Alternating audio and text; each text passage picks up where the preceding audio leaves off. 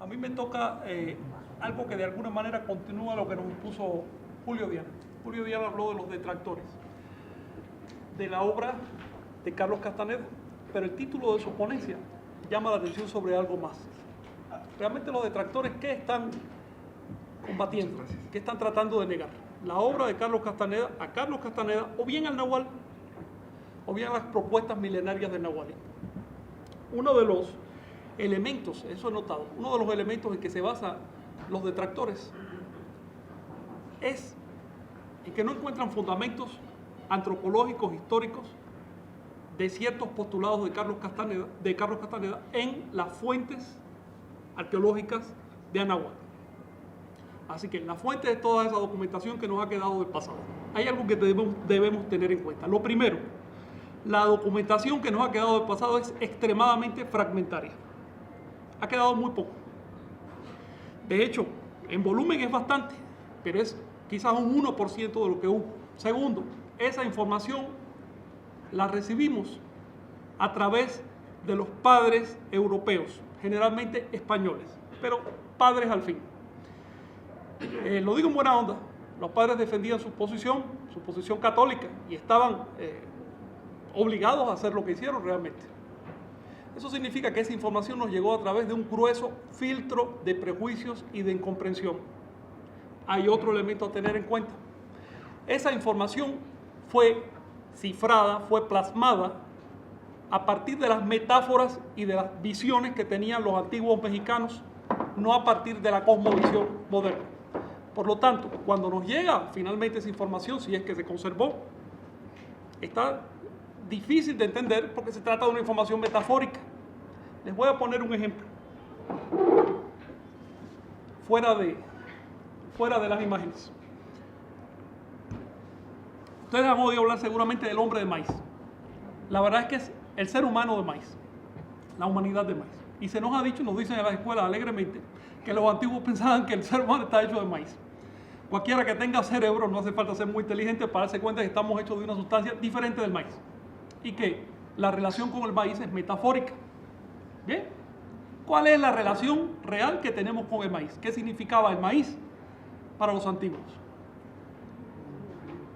El alimento principal. Ok, eso es lo que podemos entender nosotros como occidentales y partícipes de la cultura cristiana. Maíz, alimento. Pero ¿qué más significaba el maíz para un antiguo anahuaca? ¿Ah? Trabajo. Trabajo. ¿Por qué razón? Porque el maíz hay que sacarle las hojas. Ok, y otro trabajo más, un trabajo mucho más especializado. El maíz era crecimiento y desarrollo con respecto a los calendarios antiguos. Se usaba como emblema de todo, desde lo divino hasta lo más profano, que es comerse una tortilla. Había algo más con el maíz. El paso a la civilización. Exacto, como creadores del maíz, los antiguos anahuacas sabían muy bien que el maíz es un producto artificial. No está en la naturaleza. La naturaleza no va a encontrar maíz. Va a encontrar una planta que te da 4 granitos sin que no sabe a maíz. Por lo tanto, el maíz es un producto enteramente intencional. Cuando los textos sagrados de Anáhuac dicen que estamos hechos de maíz, ¿qué están diciendo realmente? Que aquello que nos hace humano es el intento, es lo intencional. Y están diciendo otra cosa. Cuando los textos dicen que los dioses crearon a los seres humanos de maíz, en realidad te están hablando de una propuesta de desarrollo de conciencia. Te están diciendo, tú puedes llegar a ser tan intencional como el maíz. Tú puedes asumir las riendas de tu vida. Tú puedes dejar de ser un animal y convertirte en un ser humano de maíz. Entonces, esto que les estoy diciendo además no es especulación mía, esto está directamente escrito en las fuentes, es asunto de saberlas leer. Se los pongo como ejemplo del cuidado que tenemos que tener con la información que nos llega del pasado, porque podemos hacer juicios rápidos y superficiales y probablemente erróneos por falta de conocimiento, por falta de capacidad de comprensión de datos. He tomado un tema específico de la enseñanza de Castaneda. Quiero decirles que a mí hay 2 temas de Carlos que me impresionan. Uno es práctico, el asunto del ensueño. El ensueño es algo impresionante. Se los digo porque yo era medio detractor también en su momento. Sí, mi posición, y lo digo con pena, es era en cierto momento, qué lástima de escritor, qué desperdicio de escritor, un tipo tan simpático y escribiendo tantas tonterías. Eso más o menos pensé en mi momento. Hasta que también me puse, un día, pues, me puse la precisa, me dije, déjame, antes de seguir juzgando a una persona así, que además estoy disfrutando su lectura, déjame darle un principio, un mínimo de oportunidad de expresarse. Voy a tratar de ensueñar. Me costó 4 años, pero lo conseguí. Cuando uno ensueña, uno sabe de qué se trata la obra de Castaneda y uno puede separar lo literal de lo metafórico y uno puede separar lo personal de lo genérico, de lo que aplica a todos. Pero mientras uno no le da ese chance, esa oportunidad de expresarse a este señor, pues uno no tiene elementos de comparación. En ese caso, lo inteligente y lo honesto es no juzgar. Yo pienso que los detractores están cometiendo un gran error porque se están afectando a sí mismos, simplemente están cerrándose un camino. Vamos a usar como emblema el segundo elemento que me impresiona de la obra de Castaneda, la doctrina del punto de encaje. El ensueño es un principio muy práctico, pero la doctrina del punto de encaje es algo tremendamente sofisticado, esotérico, abstracto. ¿Han oído hablar del movimiento del punto de encaje? ¿Y de su fijación? Ok, ahora nosotros estamos intentando fijar el punto de encaje. Nos ayuda la presión colectiva. Dentro de unas horas, nosotros vamos, porque el animal sabe hacerlo, a dejar que el punto de encaje se mueva, y a eso le vamos a llamar sueño. Se trata de eso, y esa es nuestra realidad. Ahora bien, como dijo Elena, podemos asumir la fijeza y el movimiento del punto de encaje como un saco de papas. ¿Ves? Simplemente nací y aquí estoy, no me interesa cultivarme. O bien podemos atender a ese fenómeno, que es el fenómeno que nos da realidad, es el fenómeno de la percepción. Y decir, no me resigno a acostarme como cualquier animal. Y decirle al mono, no vas a hacer lo que tú quieras. Ahora mando yo, voy a intentarlo. Pero hacerlo además con gentileza para no asustar al mono, ¿no? Y no recomiendo lo de dejar de comer en extremos, aunque funciona. La siguiente, por favor. Aquí vemos unas imágenes, las dos de la izquierda son olmecas, es decir, son de hace unos 3.200 años más o menos. Esas piezas de piedra. Y las dos de la derecha son ya del periodo mexica, la de arriba es mexica, la de abajo es totonaca. Hay un elemento común en esas imágenes, ¿lo ven? Hay un elemento común. Todas esas imágenes representan algo muy específico. Tienen un rostro humano. Representan lo que nos hace humanos, representan la conciencia.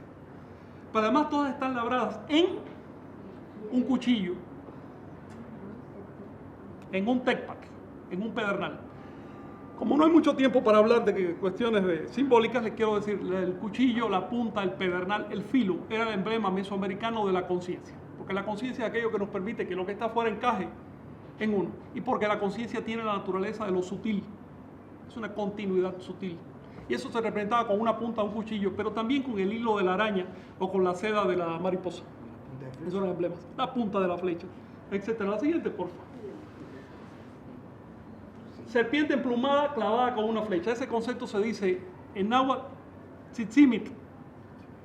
Los españoles se asustaron mucho con la doctrina de la tzitzimit, porque esa doctrina decía que la realidad es un acto de encaje de las vibraciones o emanaciones que hay en torno a nosotros. Un punto de encaje. Y por eso usaron el verbo tzitzika, que quiere decir encajar, y el verbo mitl, que quiere decir flecha, o punta también, literalmente punto de encaje. ¿Para representar qué cosa? Para representar las características de la conciencia, las características de la percepción. Tzitzimit es otro nombre que se le dio a Tezcatlipoca. Tezcatlipoca, ¿qué significa? ¿Se acuerdan? Espejo ahumado. ¿Qué quiere decir un espejo? Reflejo, la percepción. Puede estar nublado o puede estar limpio, pero es emblema de la percepción. Se le llamó Tezcatlipoca y se dice que Tezcatlipoca se desdobla al bajar a la naturaleza, al bajar al mundo de tonal, al mundo de las realidades objetivas, en forma de 8 arañas. Unas tradiciones hablan de 9 arañas también. Esas arañas reciben los nombres de Tzitzimit. La siguiente, por favor. Aquí les puse un ejemplo de un códice de cómo se representaba. A mí me parece que esto es muy parecido a la doctrina que explica Carlos Castaneda del punto de encaje. Castaneda dice que efectivamente hay unos puntos en nuestro interior donde se enfoca, decanta o filtra la percepción. Les voy a poner un ejemplo que todos entendemos. El punto de la sexualidad. Hasta una ameba tiene ese punto activo. Les voy a poner otro ejemplo, el punto de la socialidad. Todos nosotros lo tenemos activo, quizás exceptuando el más chiquitito. Pero ya hay animales que no tienen ese centro activo. Es una escala en el desarrollo de la evolución. Pero finalmente hay otros centros más elevados, donde se puede enfocar la percepción para crear un mundo completo, un mundo de relaciones, un mundo de vibraciones completo. Yo pienso que realmente Carlos Castaneda encontró una doctrina esotérica en los campos de México. Creo que encontró algo vivo, algo que se va más allá de las tradiciones católicas campesinas y más allá de las tradiciones antropológicas, por no juzgar. Quiero decirles que el pasado de México se ha juzgado muy mal. Se ha juzgado como... Julio nos ha hablado de que hay dos enfoques antropológicos. Uno es, yo veo este objeto y trato de separarme de él, no trato de sentir como el objeto. Porque si me fundo ya no soy imparcial, ya tengo... quiero ganar algo con mi comparación. La otra forma de estudiar el objeto es, lo contemplo hasta que me fundo con él. Y en ese caso sé de qué se trata el objeto. Lo difícil ahí es poderse separar uno mismo para poder expresar la información a los demás. Yo creo que en ese punto estaba Carlos Castaneda, en el arte de expresar y al mismo tiempo no ceder a lo personal, no ceder a lo subjetivo, a lo caprichoso. Les pongo un ejemplo del primer libro de él. Él se arrepintió después de haber escrito una tontería sobre coserle los ojos a las lagartijas y cosas. Eso no tiene nada que ver con el camino del Nahual. Eso fue alguien que le contó cosas por ahí, más para burlarse que para darle conocimiento, y pues, como antropólogo lo apunta. Después renunció a esa visión del antropólogo sin compromiso con la cultura. El antropólogo con compromiso vive la cultura y no ve a su objeto de estudio como un objeto. Lo ve como un yo, lo ve como algo con lo cual compartir. La siguiente, por favor. Aquí les puse unas ideas breves sobre cómo manejar la energía para conseguir el movimiento deliberado del punto de encaje. Estas ideas dicen que cada ser vivo del universo posee un potencial de desarrollo. A ese potencial de desarrollo de conciencia los antiguos le llamaron Nahual. Nahual, por lo tanto, no es un espíritu, ni un animal, ni es una persona. No. Nahual es un potencial de desarrollo. Que ese título se aplique a personas, a líderes o a animales es una cosa muy diferente. 2. El desarrollo de la conciencia se intenta cuando somos arrojados a un estado de subconsciencia. ¿Por qué? Porque si nos sentimos muy conscientes no hacemos nada para trabajar, lo único que hacemos es repetir rutinas. Es ahí cuando estás dormido, cuando resulta difícil cobrar conciencia de tu ser, de tu totalidad, de lo que estás haciendo en la vida. Por lo tanto, el estado de subconsciencia básico es el sueño y el Nahual se trabaja en sueños. Les propongo hoy mismo el trabajo del Nahual en sueños para los que no lo han hecho. Supongo que muchos de ustedes ya se han visto las manos en sueños, por poner un ejemplo. A ver, ¿quiénes? Órale, hombre, yo dando pláticas aquí. ¡Qué barbaridad! Quienes no lo han hecho, se van a divertir. Es asunto de intentarlo. A la primera vez ya sabe de qué se trata este asunto y para dónde va la cosa. Cuarto, la técnica para desarrollar el Nahual hasta el grado de esplendor de un chamán es demoler la importancia personal. Aquí está el asunto. Podemos vernos las manos esta noche si de veras queremos. Eso va a ser interesante durante unos meses. Pero después hay que enfocar la vida más cotidiana, más simple, más elemental y decir qué estoy haciendo yo con esa vida y con la vida de los demás, ¿no? Entonces adquirir el camino de guerrero. Esto es todo, les agradezco mucho. Si quieres poner la otra. Ok. Gracias y nos vemos.